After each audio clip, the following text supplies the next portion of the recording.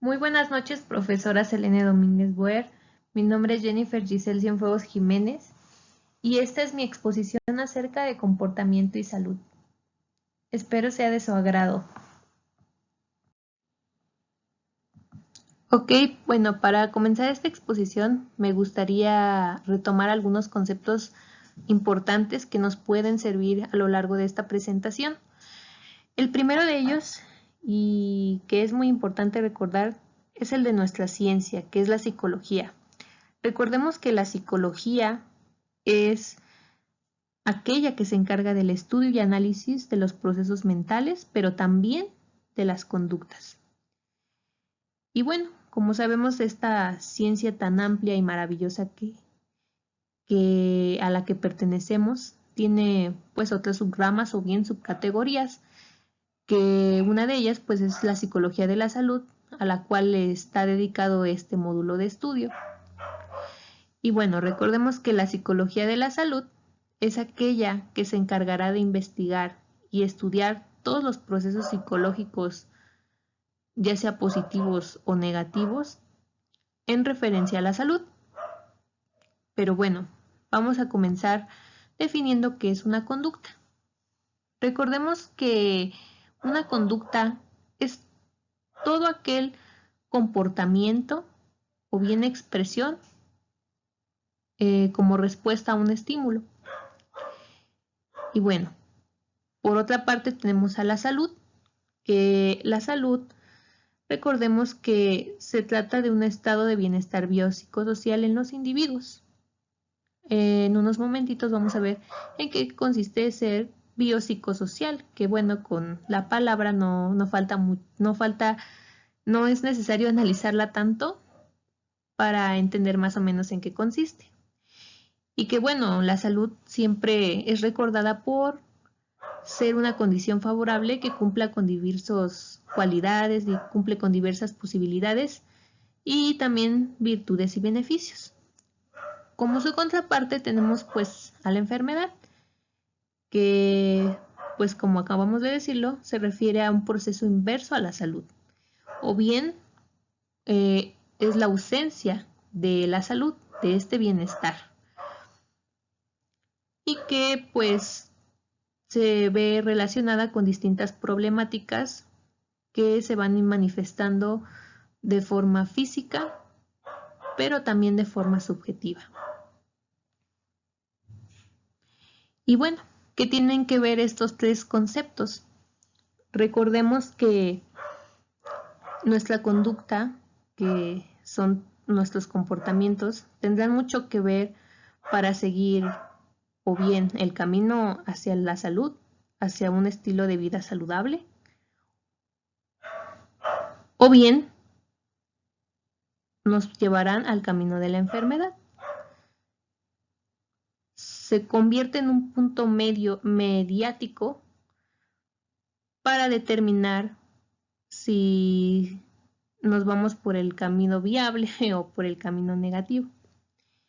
Y bueno, la salud como proceso psicológico propone como función principal una condición saludable a la cual el estudio de la identificación, adquisición, mantenimiento y desarrollo de comportamientos nos harán llegar a esta condición. Bueno, pues pasemos a ver este pequeño esquema acerca de la asociación de los factores biopsicosociales. Cuando hablamos de un individuo biopsicosocial, nos referimos principalmente a cuando se habla de una estrecha relación entre los factores fisiológicos, psicológicos, genéticos y ambientales para prever el manifiesto y aparición de enfermedades, o bien para el buen manifiesto de la salud. Como podemos ver, la parte de bio se refiere a los procesos biológicos y fisiológicos, que son todos aquellos que tienen que ver con nuestro estado físico. Por ejemplo, la genética, la actividad endocrina, la actividad nerviosa, la actividad digestiva, la actividad respiratoria, etcétera, etcétera. Por otra parte tenemos la parte psico, que significa procesos psicológicos, mentales, emocionales y cognitivos, que nos harán referencia a toda esta parte subjetiva en cuanto a las psicopatologías, la personalidad, las características cognitivas y el estado emocional. Por otra parte tenemos los factores sociales, que es nuestra relación con la sociedad, que tienen que ver con cómo nos manifestamos con los demás, ¿no? Una de estas sería la cultura, la comunicación social, la satisfacción laboral, las relaciones familiares, la economía también, la educación. Y bueno, todas estas se verán afectadas también por factores, sobre todo en relación al lugar a donde vivimos, a la nación a la que pertenecemos, entre otras cuestiones. Por otra parte, tenemos los factores ambientales, que serán aquellos que tengan que ver con todo lo que nos rodea, ¿no? El lugar en donde habitamos, la temperatura, el ruido y las vibraciones, la vegetación, la fauna. Ahora, pues como podemos ver, todos estos se ven afectados por distintos niveles de contaminación, etcétera, lo cual también nos puede llevar a tener problemas de salud.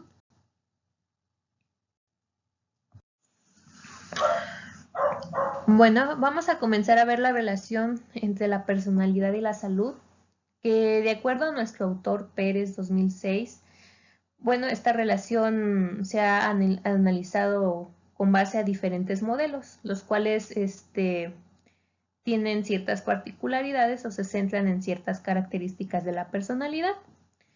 El primero de ellos sería el modelo cognitivo, el cual se basa a partir de las creencias o pensamientos que se postulan acerca de la salud.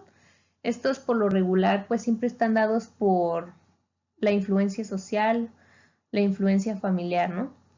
Un ejemplo de este sería como cuando somos niños, ¿no? Que nos inculcan es que debes de comer bien, tienes que comer mucho para que estés grande y fuerte, el cual pues tiene cierta verdad, pero también cierta debilidad, porque pues recordemos que debemos de alimentarnos siempre de acuerdo a lo que nuestro cuerpo necesita, pero igual el inculcar que alguien coma de más o que coma mucho para que esté grande y fuerte, pues también puede ser parte de una conducta riesgosa, ¿no? Que nos puede llevar a la larga a padecer, por ejemplo, sobrepeso, obesidad y que puede ser pues perjudicial para la salud, ¿no? El siguiente sería el centrado en la personalidad.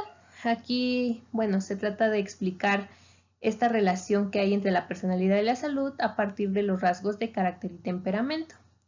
Y esto, pues recordemos que tiene que ver mucho con las características particulares de la personalidad de cada persona. Recordemos que no todos tenemos la misma forma de, por ejemplo, reaccionar a ciertas situaciones, ¿no? Que lo vamos a ver más adelante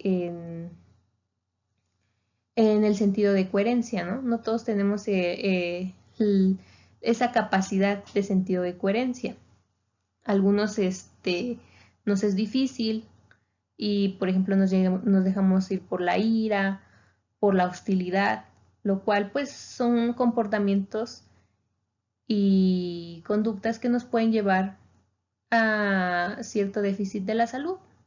Pues recordemos que el estrés está muy ligado con problemas en sistema nervioso, sistema endocrino, entre otras cuestiones. Y bueno, por otra parte, tenemos al modelo de la predisposición constitucional. Este consiste en que las disposiciones de personalidad asociadas con riesgo de salud, de enfermedad, pueden ser simplemente maleadores de alguna debilidad física innata o anormalidades orgánicas que pueden aumentar la susceptibilidad de la enfermedad. ¿Esto qué quiere decir? Que, bueno, algunas de nuestras características particulares de la personalidad nos pueden acercar al riesgo de enfermedad, ¿no? Por ejemplo, las personas que padecen tabaquismo, pues suelen tener ciertos pensamientos que los hacen reaccionar o bien responder de tal manera, ¿no? Yo conozco muchas personas que, por ejemplo, dicen, es que yo padezco mucha ansiedad, ¿no? Tienen este pensamiento, tengo mucha ansiedad y necesito fumar para desestresarme, ¿no? Y bueno, esto es una disposición de dispersonalidad que nos pone en riesgo de enfermedad, que puede ser maleador de una debilidad física, ¿no? Tenemos muchos casos de cáncer de pulmón o de EPOC, ¿no? Debido al tabaquismo. Que bueno, esto pues a la larga trae muchos problemas, puede incluso traer consigo la muerte, ¿no? O padecimientos mucho más complejos. Por otra parte, tenemos a la personalidad como causante de conductas riesgosas. Esto aplica mucho, por ejemplo, en personas que son muy impulsivas, digámoslo así, o que viven bajo ciertos sesgos, ¿no? Pero bueno, vamos a leer acerca de qué nos habla. Nos hace mención de que ciertos rasgos particulares de la personalidad exponen a los individuos a ciertas condiciones de riesgo y que por tanto son susceptibles a la enfermedad. Es a lo que me refería, ¿no? Por ejemplo, hay personas que sienten necesidad por sentir placer o adrenalina, ¿no? Y recurre al abuso de sustancias nocivas como son las drogas, ¿no? Y esto pues a la larga nos deja serias consecuencias de enfermedad tanto física como mental, ¿no? Y bueno, esos serían algunos ejemplos.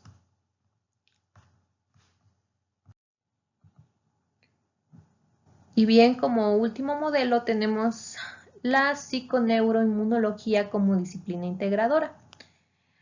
Bien, este modelo nos hace referencia a que el proceso de la relación en la conducta-enfermedad establece cierta conexión de la mente, la activación neurofisiológica y el sistema inmunológico.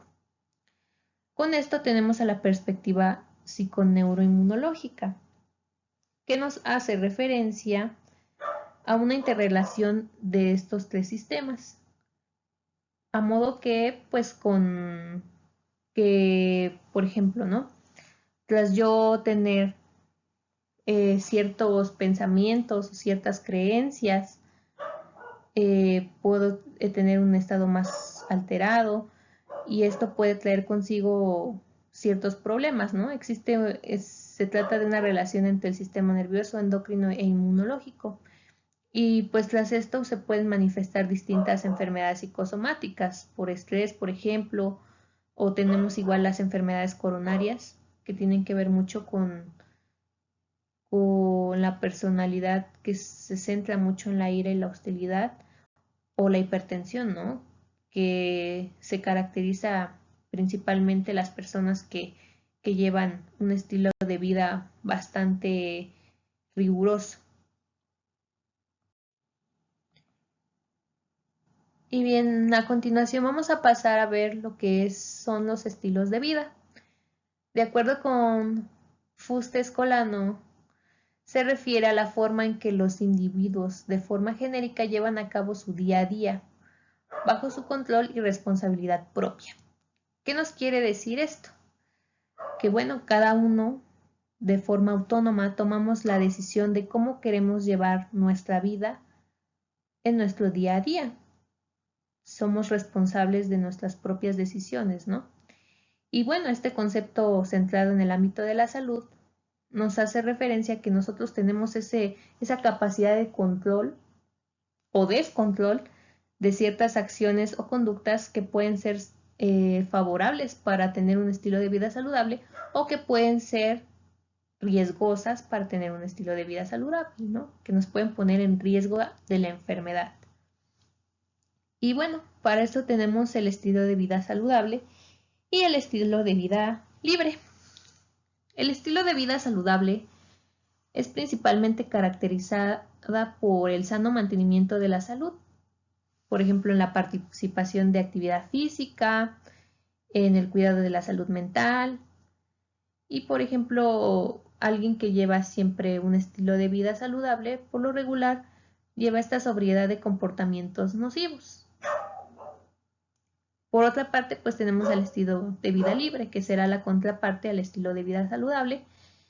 Y bueno, esta dimensión es caracterizada por ser contraria al estilo de vida saludable y que, por ejemplo, nos lleva a realizar ciertos comportamientos nocivos que nos ponen en riesgo de salud. Por ejemplo, el consumo del alcohol, tabaco, despreocupación por la apariencia física, sobrepeso, etc.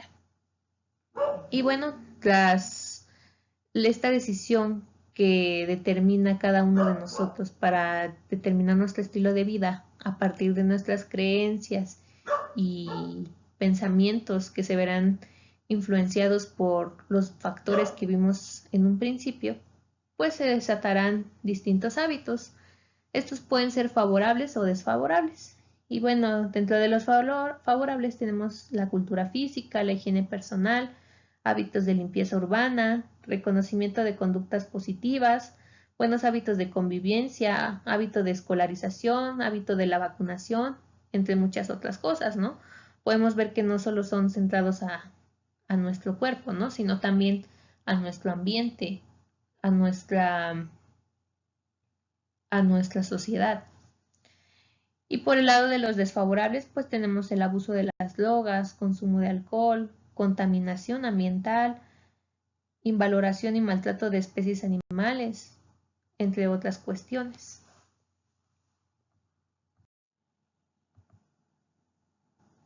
Por otra parte, vamos a pasar a ver qué son los patrones y pautas de comportamiento relacionadas con la salud.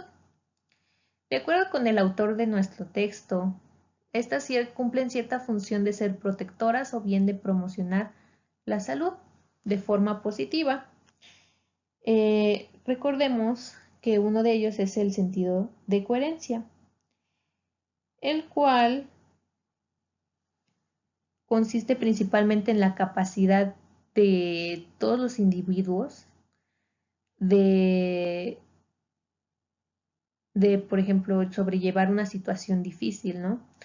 Es esta capacidad de tener como cierto autocontrol y poder manejar las cosas. Por otra parte, tenemos a la fortaleza, que se refiere a esta disposición de todos los individuos a responder y enfrentarse a las dificultades que se le presenten y que producirá un mejor mantenimiento de la salud y evitación de la enfermedad, ya que muestra ciertas actitudes optimistas y positivas. Por otro lado, tenemos a la sensación de control. La sensación de control, la cual viene regulada con el sentido de coherencia, que era lo que mencionaba antes.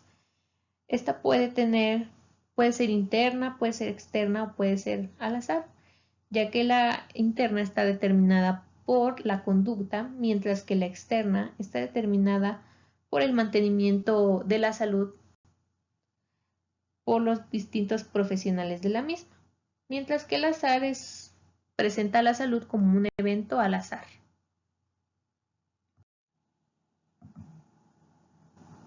A continuación vamos a revisar algunas conductas de salud, las cuales, de acuerdo con Fiorentino, las más destacadas son las siguientes. La primera sería la promoción de la salud, la cual es un proceso que proporciona a la población los medios necesarios para ejercer una mejor calidad de vida en los individuos hacia un alto nivel de salud y bienestar para que gocen de una plena expresión de su desarrollo personal en su más alto nivel de salud. ¿De qué nos habla esto? Es cuando, por ejemplo, los sectores gubernamentales de salud nos proporcionan todas estas y nos facilitan ciertos medios para que podamos atendernos, ¿no? por ejemplo, el que nos brinden un servicio de salud gratuito, el que nos proporcionen campañas de salud a bajo costo, por ejemplo, o que nos proporcionen ciertos, por ejemplo, materiales para preservar la salud, por ejemplo, cuando se realizan campañas acerca de salud sexual, que nos comparten algunos métodos anticonceptivos, ¿no? Que no son proporcionados. Por otra parte, tenemos a la educación para la salud. Este es un proceso de generación de aprendizajes y es utilizada como instrumento para objetivos de aprendizaje orientado, planificado y sistematizado de comunicación continua para hacer fácil la adquisición, elección y mantenimiento de las prácticas saludables. Este por lo regular se da en el sector escolar, como bien se dice, educación, pero también puede ser proporcionado en algunos sectores como el sector laboral. Principalmente nos hace referencia a que se nos debe de proporcionar el conocimiento necesario acerca de lo que es la salud y el cómo mantenernos saludables, cuáles son las medidas óptimas para mantenernos saludables, ¿no? El que tengamos también el conocimiento acerca de diversos padecimientos y enfermedades y cómo prevenirlas. Por otra parte, tenemos a la prevención salud, que bueno, son métodos creados para evitar la aparición de enfermedad o el posible problema de salud gestante. Aquí se nos ofrece mediante diversos métodos de control estos bien pueden detener o retrasar el progreso de la enfermedad. Aquí se nos habla cuando ya está como más directo o más cercano el padecimiento o problema de salud. Por ejemplo, a las personas que requieren ciertos tratamientos especiales, pues se busca o que están a punto de padecer alguna enfermedad degenerativa, por ejemplo, se busca proporcionarles las herramientas que necesitan para poder retrasar el que llegue esta enfermedad degenerativa, como puede ser la diabetes, ¿no? Un ejemplo. Cuando la persona está cercana a padecer diabetes, por ejemplo, que realiza sus análisis y sus análisis marcan altos niveles de glucosa, pues se busca que se le dé asesoría nutricional para buscar esa parte de disminuir los niveles de glucosa y evitar que progrese esta enfermedad. Y por otro lado tenemos la prevención de enfermedades, que son las medidas orientadas a evitar la aparición de una enfermedad o problema de salud mediante el control de los agentes causales o factores de riesgo. Una de estas cuestiones sería como, por ejemplo, cuando se nos hacen ciertas prohibiciones, ¿no? Que a tal edad no se puede vender alcohol o, por ejemplo, o que en tales lugares no se puede fumar. Que, bueno, a mi perspectiva personal, pienso que falta un poco reforzar esta parte de lo que es prevención de enfermedades.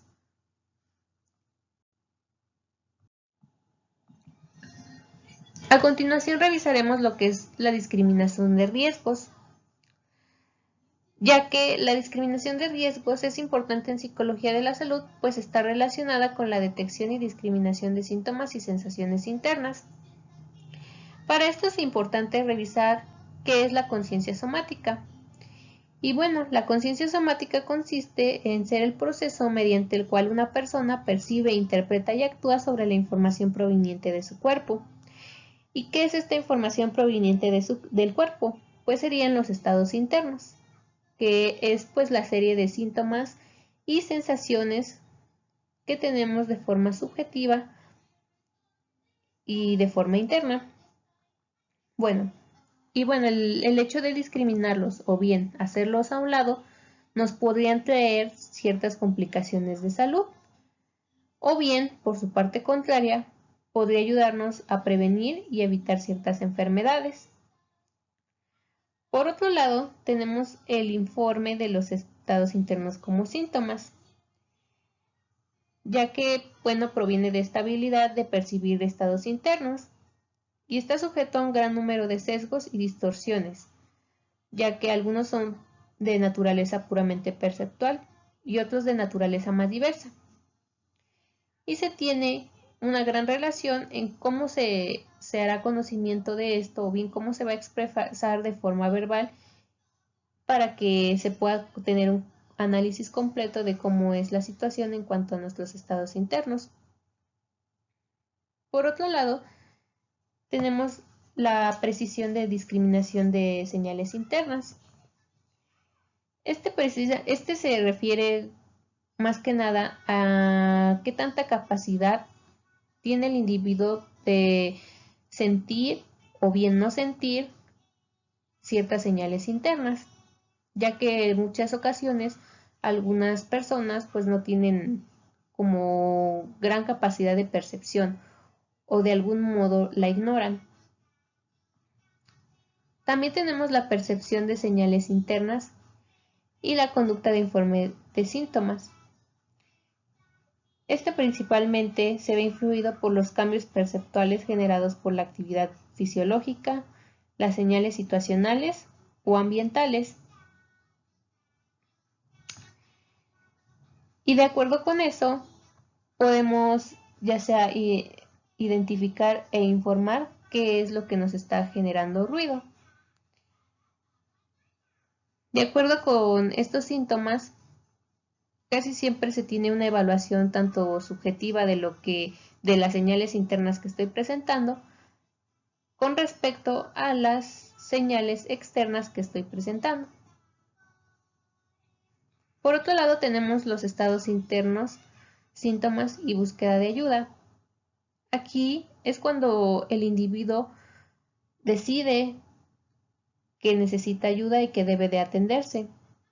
Este principalmente ocurre cuando se superan los límites de tolerancia, es decir, que ya no se tiene cierta tolerancia a malestares o bien dolor.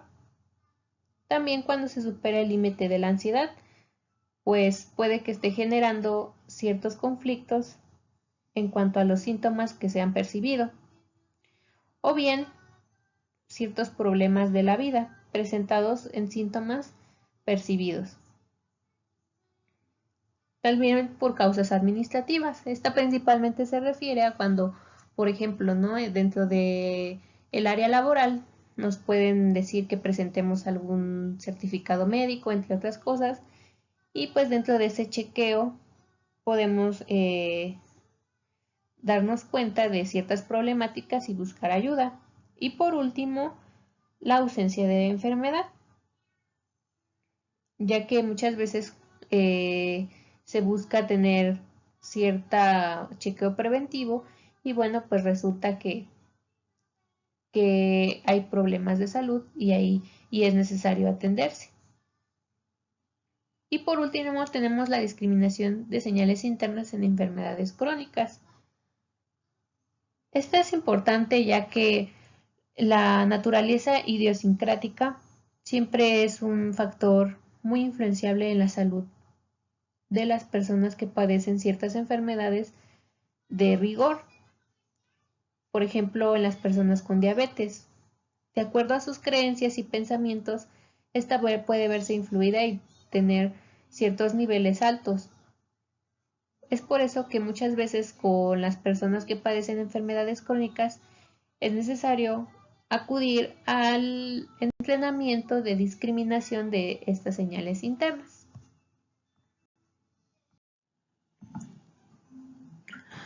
Bueno, vamos a revisar por último en qué consiste el tema de conducta y enfermedad. Este principalmente se centra en que la enfermedad está influenciada por distintos factores de riesgo. Los primeros de ellos serían los inherentes, que están dados por la naturaleza del individuo, por ejemplo, el sexo, la edad, los antecedentes familiares o bien la genética. En estos no se puede tener mucho control de ellos. Pero también tenemos los tradicionales, los cuales son, por ejemplo, el padecimiento de enfermedades comunes derivadas de distintos hábitos desfavorables que vimos anteriormente, como por ejemplo el padecimiento de la diabetes, de la obesidad, de la hipertensión, entre otras cuestiones. También tenemos los factores de riesgo emocionales, los cuales están comprendidos, por ejemplo, en personas que tienen personalidad de tipo A, que se relaciona con la ira y la hostilidad, lo cual puede traer complicaciones serias de salud o desencadenar enfermedades psicosomáticas. Y bueno, también para esto es importante analizar en qué consiste el trastorno y la enfermedad. El trastorno será el evento biológico con cambios anatómicos, fisiológicos o químicos debidos a una variedad de causas que pueden regresar o bien avanzar, ya sea clínicamente aparente o no. A esto se refiere a cuando tenemos cualquier complicación, cuando nos enfermemos de la gripa, cuando estamos manifestando alguna dolencia, cuando nos fracturamos un brazo, entre otras cuestiones. Y la enfermedad es de forma más general. Se habla que es simplemente la pérdida del bienestar en la interrelación de los factores biopsicosociales, que son los que vimos anteriormente. Y bueno, dentro de lo que es la enfermedad, englobaría a todos los trastornos que podemos padecer. Por otra parte, tenemos pues que existen distintas conductas de enfermedad. Una de ellas sería el rol de enfermo. Y esta principalmente está en función del ámbito social, donde se busca que el individuo recupere la salud ante cualquier circunstancia. Esto se refiere sobre todo, por ejemplo, que tenemos este estigma de que cuando alguien se enferma, pues requiere descansar, no es capaz para llevar a cabo sus funciones normales, entre otras cuestiones. También tenemos el dolor psicogénico y la conducta de dolor.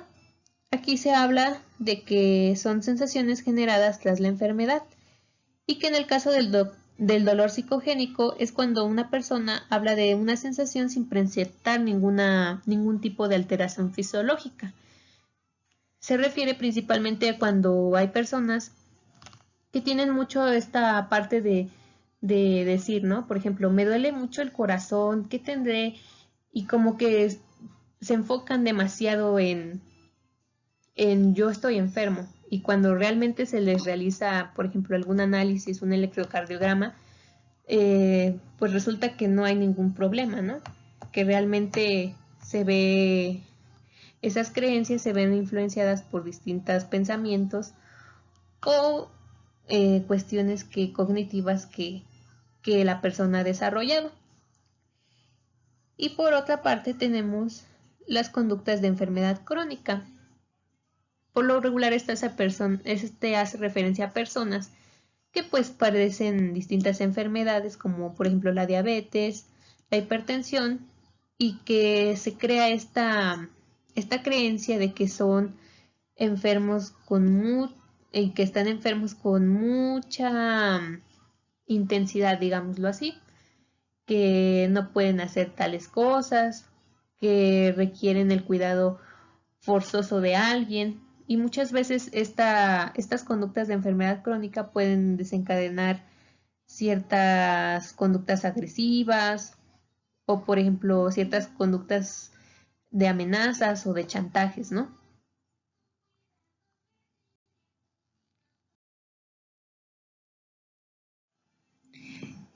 Y bueno, con el último tema expuesto, culminamos esta exposición agradeciendo siempre su atención y esperando que haya sido de su agrado. Y bueno, en la siguiente diapositiva puede encontrar la bibliografía consultada. Muchas gracias y que tenga un excelente día.